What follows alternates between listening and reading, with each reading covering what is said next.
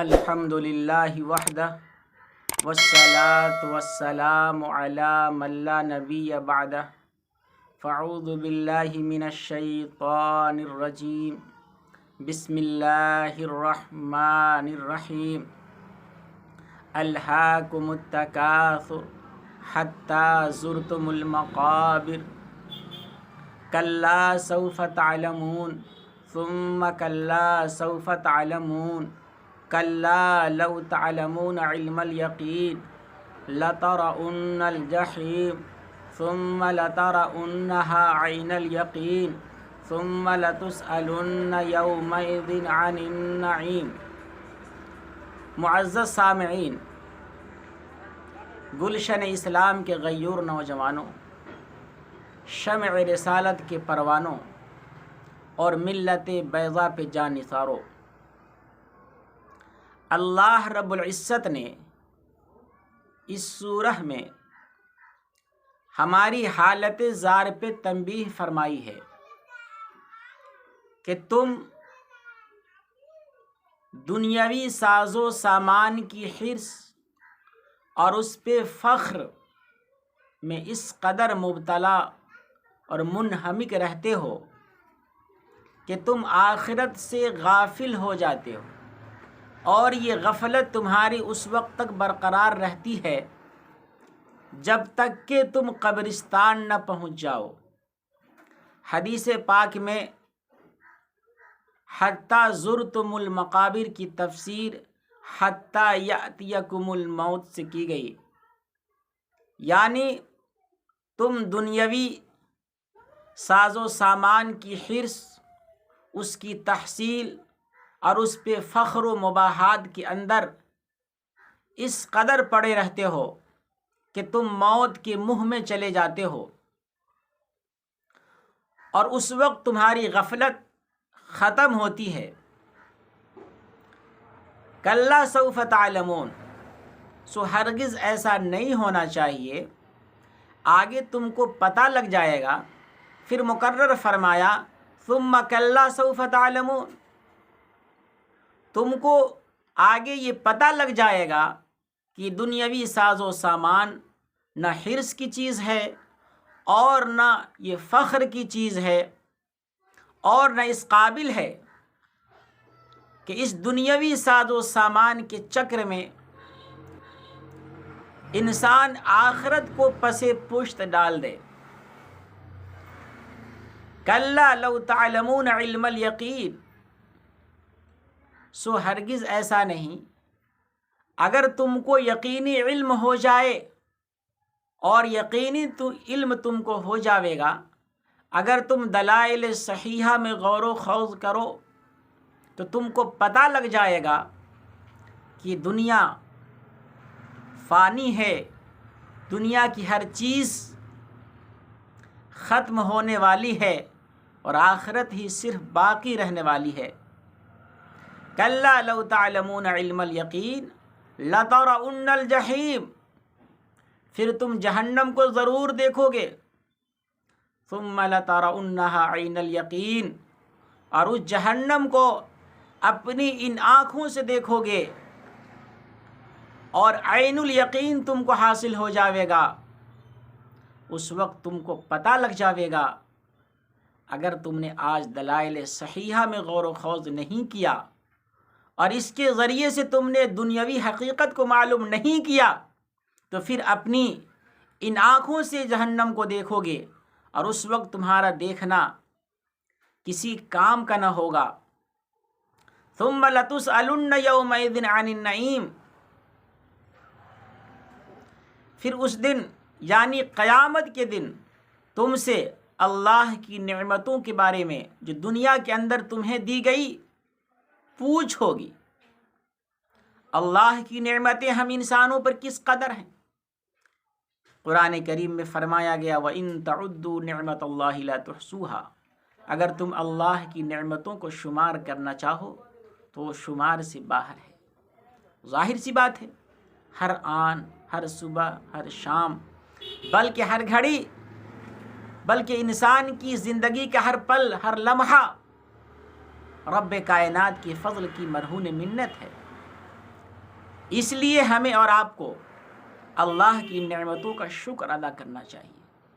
حدیث پاک میں آیا ہے کہ کل قیامت کے دن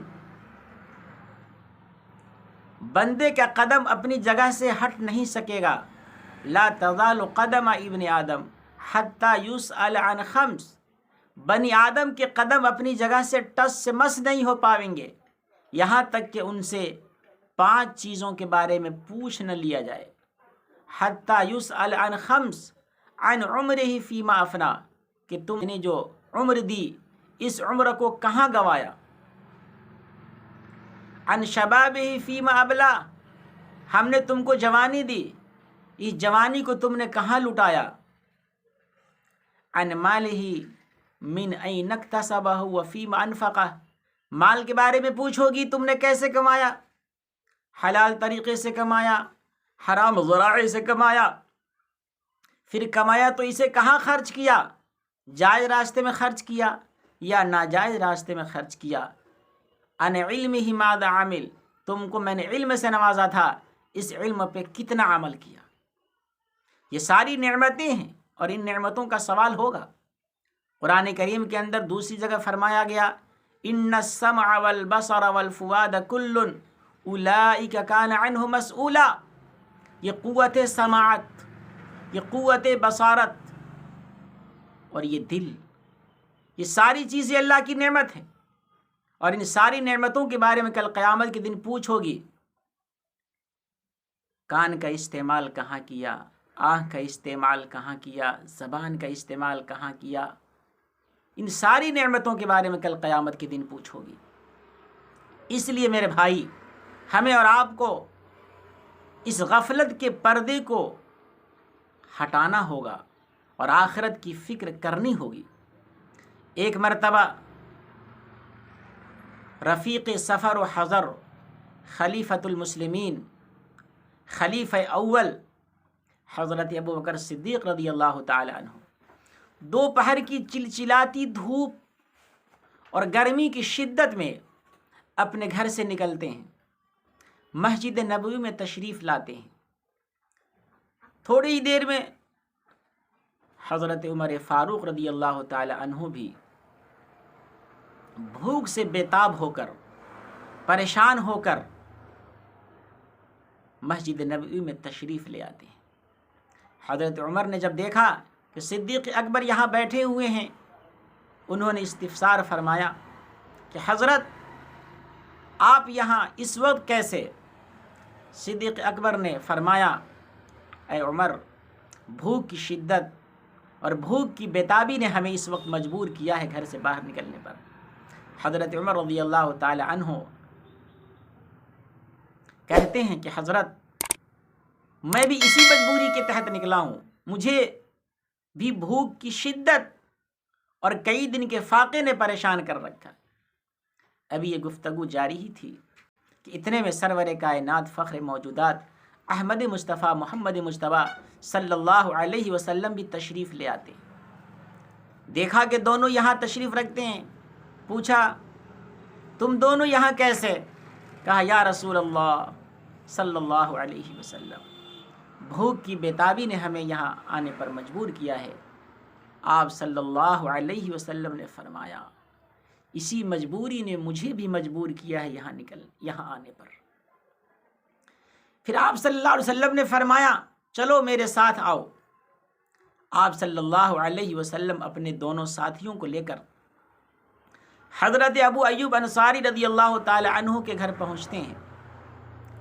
حضرت ابو ایوب انصاری کی جوزہ مطہرہ بیگم صاحبہ نے جب آپ کو دیکھا کہ تینوں مہمان، معزز مہمان، مکرم مہمان ہمارے در پہ تشریف لا رہے ہیں، خوشی و مسرت اور افتخار کے ساتھ بٹھلایا۔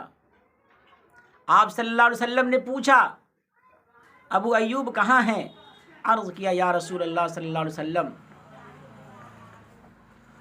ابھی آ رہے ہیں، کسی ضرورت سے باہر گئے ہوئے ہیں۔ آپ صلی اللہ علیہ وسلم تشریف رکھتے ہیں، اتنے ہی میں حضرت ابو ایوب انصاری رضی اللہ تعالی عنہ بھی تشریف لے آتے ہیں۔ حضرت ابو ایوب نے دیکھا کہ تینوں معزز مہمان میرے دروازے پہ تشریف رکھتے ہیں، فوراً گئے اور باغ سے کھجور کا ایک بڑا خوشہ جس میں پکی اور ادھ پکی کھجوریں تھیں توڑ کر لا کر خدمت اقدس میں رکھ دیا۔ آپ صلی اللہ علیہ وسلم نے فرمایا، ابو ایوب، خوشے سے پکی پکی کھجوریں چھانٹ کر تم نے کیوں نہیں توڑ لیا؟ حضرت ابو ایوب عرض کرتے ہیں کہ یا رسول اللہ صلی اللہ علیہ وسلم، میں نے سوچا کہ ہر قسم کی کھجوریں پکی ادھ کچری سامنے ہوں تاکہ آپ کو جو پسند ہو نوش فرماویں، کہ کبھی کبھی پکی کھجوروں سے زیادہ ادھ کچری محبوب ہوتی ہیں۔ پھر حضرت ابو ایوب انصاری وہاں سے نکلے، فوراً جا کر بکری ذبح کیا اور کچھ بھون کر اور کچھ سالن بنا کر اور روٹی آپ کی خدمت اقدس میں حاضر فرمایا۔ آپ صلی اللہ علیہ وسلم نے فرمایا، ابو ایوب، حضرت فاطمہ کو بھی کئی روز کا فاقہ ہے، یہ روٹی اور اس روٹی پہ تھوڑا گوشت رکھ کر فرمایا کہ اسے وہاں دے کر آؤ۔ حضرت ابو ایوب گئے اور وہاں فاطمہ کو دینے کے بعد لوٹ کر آئے۔ جب ان تینوں حضرات نے نوش فرما لیا، شکم سیر ہو گئے، تو آپ صلی اللہ علیہ وسلم نے فرمایا کہ سنو، ثم لتسألن یومئذ عن النعیم، کہ تم سے کل قیامت کے دن اس قسم کی نعمتوں کے بارے میں سوال ہوگا۔ جب صحابہ نے جو وہاں موجود تھے یہ بات سنی اور جن حالت میں اور جس بیتابی کی عالم میں اور جس فاقے پر فاقے کی حالت میں انہوں نے ان نعمتوں کا استعمال کیا تھا، بظاہر ان پر بڑا شاق گزرا کہ آخر ان نعمتوں کے بارے میں جن کو میں نے ان حالتوں میں استعمال فرمایا ہے، جب سوال ہوگا تو اس نعمت کا شکریہ کیسے ادا کیا جائے؟ آپ صلی اللہ علیہ وسلم نے فرمایا کہ جب اس قسم کی نعمتیں تمہارے سامنے آوے اور تم ادھر ہاتھ بڑھانے سے پہلے، منہ میں لقمہ ڈالنے سے پہلے بسم اللہ پڑھ لو، اور پھر اس کے بعد جب تم شکم سیر ہو جاؤ، کھانے سے فارغ ہو جاؤ، تو پڑھ لو الحمدللہ الذی هو اشبعنا وانعم علینا وافضل، کہ تمام تعریف اس اللہ کے لیے ہے جس نے ہم کو پیٹ بھر کر کھلایا اور اپنی نعمتوں سے نوازا اور بہت زیادہ دیا۔ اگر اس دعا کو تم پڑھ لو تو یہ دعا ان نعمتوں کی طرف سے کافی اور شافی ہو جائے گا۔ معزز سامعین، ہمیں اور آپ کو بھی چاہیے کہ اللہ کی نعمتوں کا جب استعمال کریں تو بسم اللہ کے ساتھ، اور جب ان نعمتوں کو تناول فرما لیں تو اس کے بعد الحمدللہ پڑھ لیں اور یہ دعا پڑھ لیں اور اپنی زندگی کا رخ صحیح سمت متعین کر لیں۔ اللہ تعالیٰ سے دعا کریں کہ اللہ تعالیٰ ہم سب کو سمجھ کی، بوجھ کی، عمل کی توفیق عطا فرمائے۔ وآخر دعوانا ان الحمدللہ رب العالمین۔